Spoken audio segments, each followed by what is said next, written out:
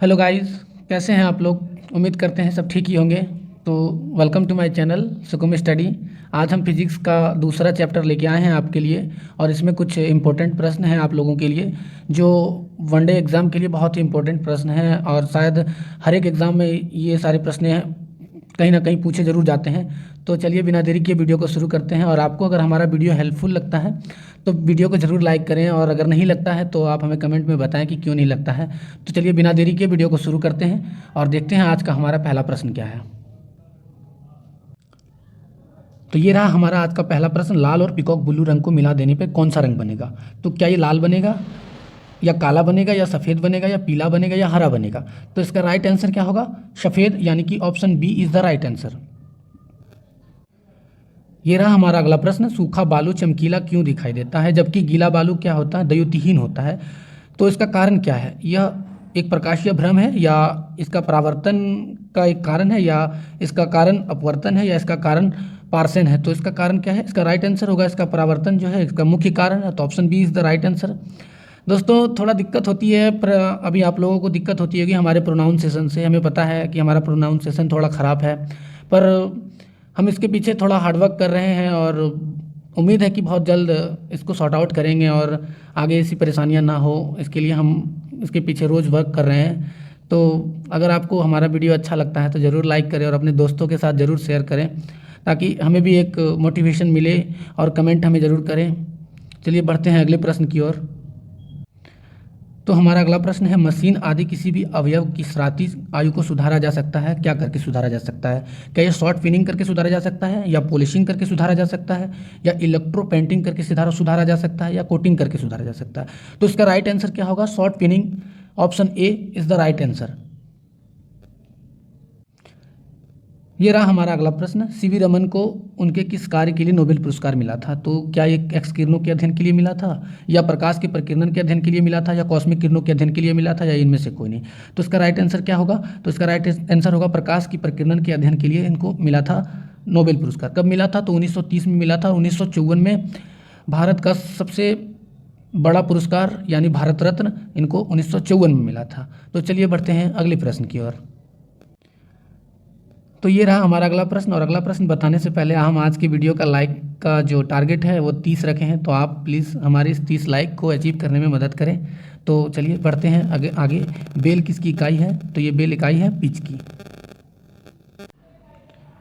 अगला प्रश्न ये रहा आपकी स्क्रीन पर, सूर्य की किरणों की तीव्रता मापने के लिए किस उपकरण का हम लोग उपयोग करते हैं। तो सी इज़ द राइट आंसर, यानी ऑक्टियोमीटर का हम लोग उपयोग करते हैं सूर्य की किरणों को मापने के लिए। बढ़ते हैं अगले प्रश्न की ओर। तो अगला प्रश्न ये रहा, जब हमें कोई ध्वनि सुनाई पड़ती है तो हम श्रोता का अनुमान लगा लेते हैं, यानी ध्वनि सुन के ही हम श्रोता का अनुमान लगा लेते हैं। ये कह सकते हैं कि हम अमिताभ बच्चन की आवाज़ जो है बस उनकी आवाज़ को सुन के पता लगा लेते हैं, जबकि अमिताभ बच्चन को देखते भी नहीं है और पता चल जाता है कि अमिताभ बच्चन की आवाज़ है। तो ये कैसे करते हैं, तो ये होती है ध्वनि की तीव्रता के कारण होती है। तो option B is the right answer. बढ़ते हैं अगले प्रश्न की ओर। ये रहा अगला प्रश्न, जब ध्वनि तरंगें चलती है तो अपने साथ क्या ले जाती है। क्या ये द्रव्यनाम ले जाती है, या ध्वनि ले जाती है, या ऊर्जा ले जाती है, या विभवांतर ले जाती है। तो सी इज़ द राइट आंसर, यानी ऊर्जा अपने साथ ले जाती है, ऊर्जा के साथ ध्वनि तरंगें चलती है। बढ़ते हैं अगले प्रश्न की ओर। हम आपके साथ जितने भी प्रश्न शेयर करते हैं वो सारे बहुत ही इंपॉर्टेंट प्रश्न हैं।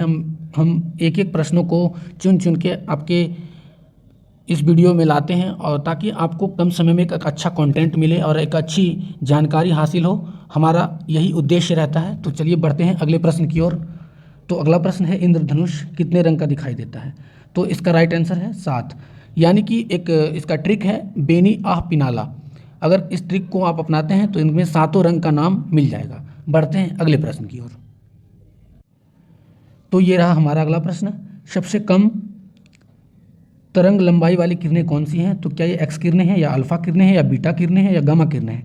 तो इसका राइट आंसर होगा गामा किरणें, यानी option D is the right answer, gamma किरणें, सबसे कम तरंग लंबाई वाली किरणें। बढ़ते हैं अगले प्रश्न की ओर।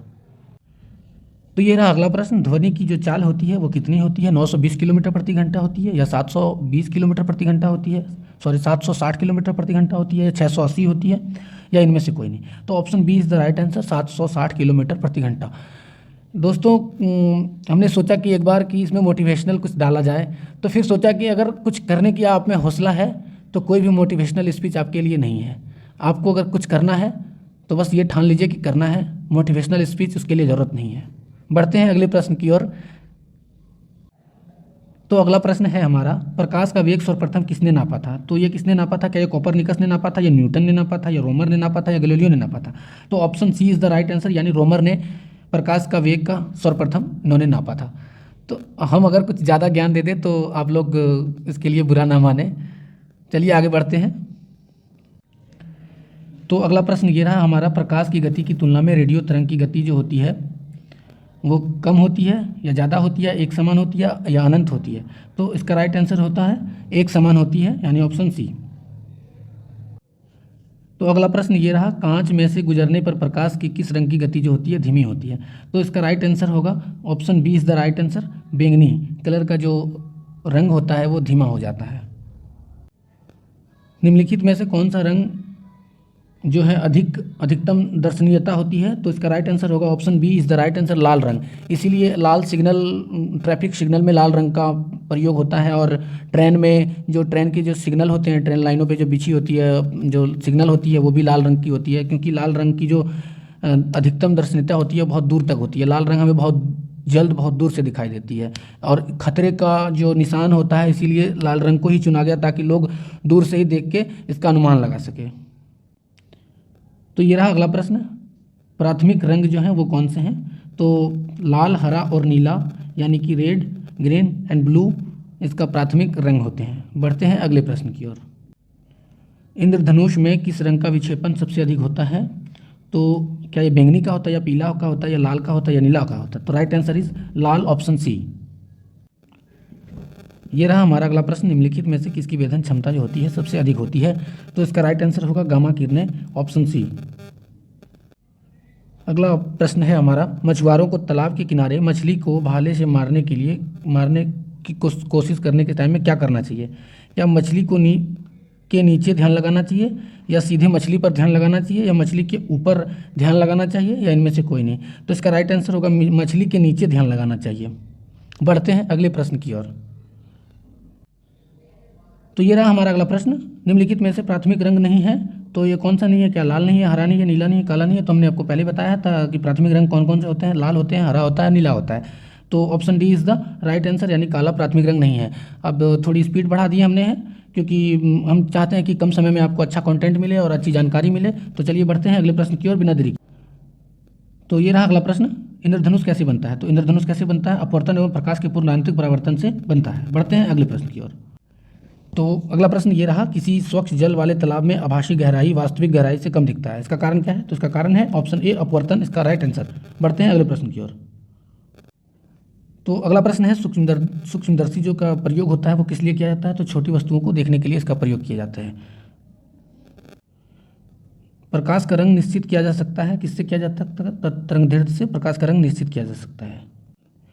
अगला प्रश्न है, तो अगला प्रश्न है हमारा, ऑप्टिकल फाइबर आमतौर पर किस लिए प्रयोग किया जाता है? तो ये प्रयोग किया जाता है संचार में प्रयोग किया जाता है। तो ये रहा अगला प्रश्न, हवा में ध्वनि का वेग कितना होता है? तो 332 मीटर पर सेकेंड होता है। अगला प्रश्न, यदि वायुमंडल ना होता तो पृथ्वी का रंग कैसा दिखाई देता? पृथ्वी से आकाश का रंग कैसा दिखाई देता? तो काला दिखाई देता। तो अगला प्रश्न ये रहा हमारा कि जो हमें कोई भी वस्तु दिखाई देती है तो उसका कारण क्या है? तो उसका कारण है कि उन पर जो प्रकाश पड़ती है उसके परावर्तित होकर हमारी आंखों पर पड़ती है, तभी हमें कोई भी वस्तुएं दिखाई देती है। ये रहा अगला प्रश्न, ध्वनि का वेग निर्भर करता है तो किस पे करता है? तो ये तरंगदैर्घ्य पे करता है। तो ये रहा अगला प्रश्न, क्षितिज के समीप सूर्य और चंद्रमा वृत्ताकार और परिवर्तित होते हैं, इसका कारण क्या है? तो इसका कारण है अपवर्तन।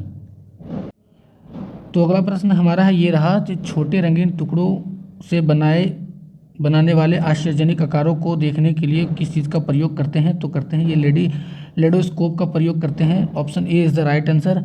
अगर आपने हमारा फिजिक्स का पार्ट 1 का पार्ट 1 नहीं देखा है तो हम आई बटन में उसका लिंक दे देंगे और डिस्क्रिप्शन में भी उसका लिंक दे देंगे, तो वहाँ से जाके आप उसे चेकआउट करके देख सकते हैं। तो अगला प्रश्न है, दूरबीन क्या है? दूरबीन क्या है? दूर की वस्तुओं को देखने का एक यंत्र है। तो अगला प्रश्न है, जब श्वेत प्रकाश प्रिज्म से गुजरता है तो कौन सा रंग जो होता है सबसे कम विचलित होता है? वो लाल होता है। इसीलिए लाल रंग को खतरे के निशान में लाल रंग का प्रयोग करते हैं, ट्रैफिक में लाल रंग का प्रयोग करते हैं। ये रहा अगला प्रश्न, हर्ट्ज मात्रक है तो किसका मात्रक है? तो ये आवृत्ति का मात्रक है, हर्ट्ज। ये रहा हमारा अगला प्रश्न, निकट दृष्टि से पीड़ित व्यक्ति को कौन सा चश्मा लगाया जाता है? तो ये लगाया जाता है अवतल लेंस लगाया जाता है। और दूर दृष्टि से जो पीड़ित रहते हैं व्यक्ति को उत्तल लेंस लगाया जाता है। और दूर दृष्टि में क्या होता है कि निकट की वस्तुएं साफ नहीं दिखाई देती है, और निकट की दृष्टि दोष में क्या होता है कि दूर की वस्तुएं साफ नहीं दिखाई देती है। तो आज के लिए इतना ही, और अगले वीडियो में हम कुछ इम्पोर्टेंट जीके लाएंगे आपके लिए, जो बहुत ही महत्वपूर्ण है वनडे एग्ज़ाम के लिए, खासकर रेलवे के लिए, जो कि हम प्रीवियस ईयर से निकाल निकाल के आपके लिए लाएंगे। और तो आज के लिए इतना ही, और हमारे चैनल को ज़रूर सब्सक्राइब करें और वीडियो को लाइक ज़रूर करें। तो thank you, thanks for watching. बहुत बहुत धन्यवाद सबको हमारे वीडियो देखने के लिए।